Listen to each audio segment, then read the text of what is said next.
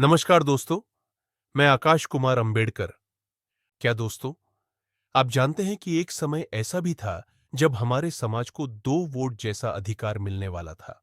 और यह कोई अफवाह नहीं, बल्कि इतिहास का एक सच्चा अध्याय है जिसकी शुरुआत होती है एक ऐसे बच्चे से जिसका नाम था डॉक्टर भीमराव अंबेडकर, जिन्होंने बचपन से ही अपमान, भेदभाव और अन्याय सहा। स्कूल में अलग बैठना, पानी तक छूने की मनाही और हर कदम पर तिरस्कार। लेकिन इन सब के बावजूद उन्होंने हार नहीं मानी, बल्कि अपने मन में एक आग जलाई कि जब तक अपने समाज को बराबरी और ताकत नहीं दिलाऊंगा, तब तक चैन से नहीं बैठूंगा। समय बीतता गया, बाबा साहब पढ़ते गए, आगे बढ़ते गए, और उन्होंने समझ लिया कि सिर्फ शिक्षा ही नहीं, बल्कि राजनीतिक ताकत भी बहुत जरूरी है। क्योंकि जिसके पास सत्ता होती है, वही अपनी बात मनवा सकता है, और यहीं से शुरू होती है असली लड़ाई। जब 1930 के दशक में अंग्रेज भारत में चुनाव प्रणाली बना रहे थे, तब बाबा साहब ने एक बहुत बड़ी मांग रखी कि दलित समाज को अपना नेता खुद चुनने का अधिकार मिलना चाहिए, ताकि उनकी आवाज दब न सके। उनकी इस ऐतिहासिक मांग का असर हुआ, और 1932 में ब्रिटिश सरकार ने लागू किया कम्युनल अवार्ड, जिसमें दलितों को सेपरेट इलेक्टोरेट यानी अलग चुनाव प्रणाली दी गई। इसका मतलब था कि दलित समाज अपने प्रतिनिधि खुद चुनेगा और साथ ही सामान्य चुनाव में भी भाग लेगा। इसलिए इसे आसान भाषा में 2 वोट जैसा अधिकार कहा जाता है।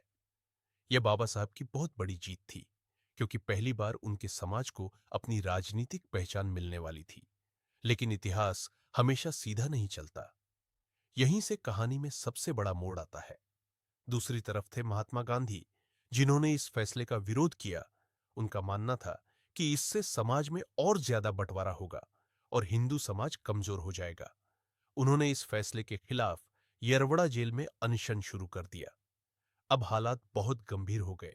एक तरफ बाबा साहब का सपना था अपने समाज को ताकत देना, और दूसरी तरफ पूरे देश में तनाव और दबाव बढ़ता जा रहा था।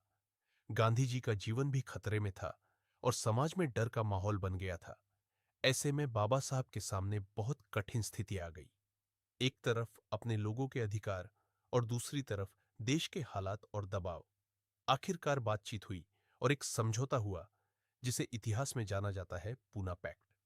इस समझौते में सेपरेट इलेक्टोरेट यानी 2 वोट जैसा अधिकार खत्म कर दिया गया, लेकिन बदले में दलितों के लिए विधानसभा में सीटों की संख्या बढ़ा दी गई, और अब उनके प्रतिनिधि सामान्य वोट से चुने जाने लगे।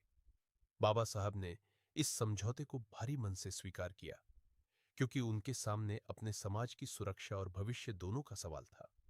उन्होंने बाद में इसे एक कड़वा समझौता भी माना। लेकिन दोस्तों, यहां एक बात समझने वाली है। अगर बाबा साहब यह लड़ाई नहीं लड़ते, तो शायद आज हमें आरक्षण, अधिकार और बराबरी की बात करने का हक भी नहीं मिलता। यह सिर्फ एक इतिहास की घटना नहीं, बल्कि हमारे अधिकारों की नींव है। इसलिए हमें इसे समझना चाहिए, याद रखना चाहिए, और अपने समाज को जागरूक करना चाहिए। क्योंकि जो इतिहास को नहीं समझता, वह अपने अधिकारों की कीमत भी नहीं समझ पाता। इसलिए पढ़ो, समझो और आगे बढ़ो। यही सच्ची श्रद्धांजलि है बाबा साहब को। साथियों, आप सभी चाहते हैं हम यूं ही बाबा साहब से जुड़ी सभी जानकारी लेकर आते रहे, तो हमें आर्थिक सपोर्ट जरूर करें। आप हमारे क्यूआर कोड को स्कैन करके आर्थिक मदद भेज सकते हैं। धन्यवाद।